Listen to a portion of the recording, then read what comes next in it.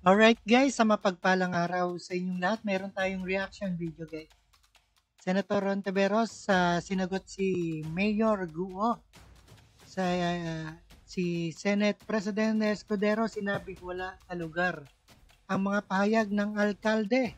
Agad na sinagot ni Senator Reza Ontiveros ang pahayag ni Mayor Alice Guo higil sa umano'y pagiging piksate o pagtugon sa pansin ng kanyang mga senador.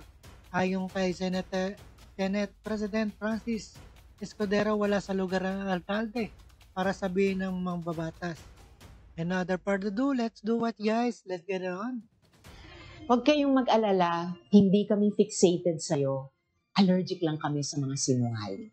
Ito ang buwelta ni Senate Deputy Minority Leader Risa Ontiveros sa inilabas na pahayag ni suspended Bambantarlac Mayor Alice Guo. Sa isang Facebook post, sinabi ni Mayor Guo na ikinalulungkot nga na hindi siya nakadalo sa nakaraang mga pagdinig ng Senado dahil umano sa pagod at trauma. Anya, prioridad na niya ngayon ang kanyang kalusugan at peace of mind para tugunan ang mga kasong inihain laban sa kanya. Ngunit nababahala umano siya kung bakit tila fixated o nakatuon sa kanya sina Senators Ontiveros at Sherwin Gatchalian.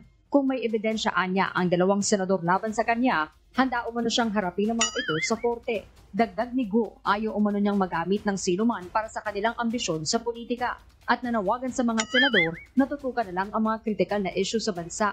Imbes na patuloy umano siyang bantaan na aarestuhin at akusahan na konektado sa mga krimen sa Pogo na hindi umano totoo at walang basehan. Tanong pa ng suspendidong alkalde, siya raw ba ang pinakamalaking problema ng bansa o ginagamit lamang siya para sa popularidad kaya ayaw siyang tantanan ng dalawang senador. Itinanggi rin ito na siya ang nasa likod ng umano'y death threat laban kay Senator Gatchalian.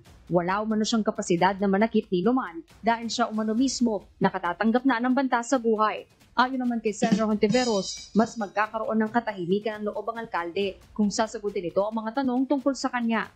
Mayor Alice Guo o Guo Huaping, mas marami pa kayong post sa Facebook kaysa pag-attend sa Senate hearing. So, sadly for you, hindi katumbas ng attendance mo sa Senado ang mayat-maya mong pagso-social media. Paano ka magkakaroon ng peace of mind kung palagi ka nalang iiwas sa mga tanong? Para kay Senate President Francis Cheese Escudero, karapatan ni Mayor Guo na ipagtanggol ang kanyang sarili bilang siyang nadidiin sa issue. Pero giit ng Senate leader, hindi dapat pagsabihan ng alkalde ang mga senador sa kanilang dapat gawin. Wala sa lugar pagsabihan sino mang miyembro ng Senado kung ano ang prioridad sa isip nila at ano ang dapat nilang hindi maging prioridad. Siyempre, unawain natin, pagtatagol niya palagi yung sarili niya.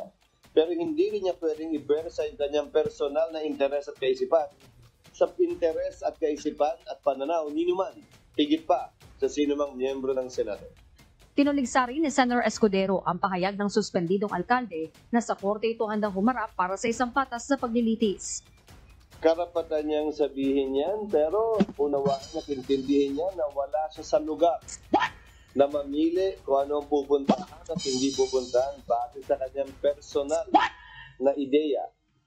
Kung nag-issue ng warrant ang Senado, dumaan yan sa proseso. May pinagdaan ng mga rason din yan bago naman na-issue yung warrant. Mag-iisang linggo na mula nang ipinag-utos ng Senado na arestuhin si suspended Mayor Guo. Pero sa ngayon, tanging ang dati niyang accountant na si Nancy Gamo ang nakadetaining ngayon dito sa Senado. Ayon kay Senate President Escudero, ipinauubayan na niya kay Senator Ontiveros kung pagbibigyan ng hiling ni Gamo na pauwiin na muna siya o agad na magpatawag ng pagdinig na una nang itinakda sa July 29.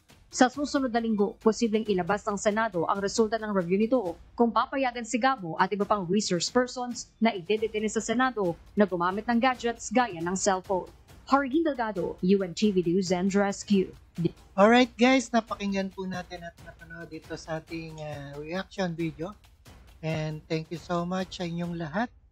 Ito na nga ang Senator Ontiveros, sinagot na ni si Mayor Guo sa kanyang sinabing wala sa lugar ang pahayag ng alkalde. Alright? And maraming salamat sa panonood at pakikinig dito kay Rob Trip. And see us again sa ating the next one. Alright? Keep safe and healthy sa inyong lahat. And don't forget to subscribe. Rob Trip.